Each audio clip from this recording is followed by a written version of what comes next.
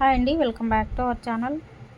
ఈ బ్లౌజ్కి వచ్చేసి పల్చగా ఉన్న క్లాత్లకి మనం స్టిచ్చింగ్ ఏ విధంగా పైపింగ్ అనేది చేసుకోవాలనేది నేను చూపిస్తున్న విధంగా పైపింగ్ అయితే తయారు చేసుకున్న తర్వాత మనం డబల్ పాదం మీద ఇలా పైపింగ్ అయితే వేసుకోవాలి. ఈ విధంగా పైపింగ్ వేసుకున్నట్లయితే పల్చగా ఉన్న క్లాత్లకి స్టిఫ్నెస్ అనేది నెక్ పీస్కి అయితే వచ్చేస్తుందండి. ఈ విధంగా థ్రెడ్ పైపింగ్ అనేది చాలా నీట్ ఫినిషింగ్ అయితే వస్తుంది. క్లాత్ అనేది 1 ఇంచులో మనం స్టిచ్ చేసుకొని రెడీమేడ్గా తయారు చేసుకొని మనం ఈ విధంగా స్టిచ్ చేసుకున్నట్లయితే చాలా నీట్ పైపింగ్ అయితే వస్తుంది. నెక్కు అదేవిధంగా హ్యాండ్స్కి, నడుముకి అంతా కూడా ఈ విధంగా అయితే మనం స్టిచ్ చేసుకోవాలి.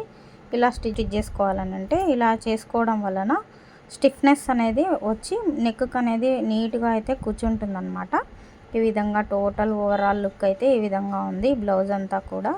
ఈ వీడియో కనుక మీకు నచ్చినట్లయితే లైక్ చేయండి, షేర్ చేయండి, అలాగే సబ్స్క్రైబ్ అయితే చేసుకోండి. ఇలాంటి మరిన్ని వీడియోస్ కోసం మన ఛానల్ని ఒక లైక్ అయితే ఇవ్వండి. Thank you for watching.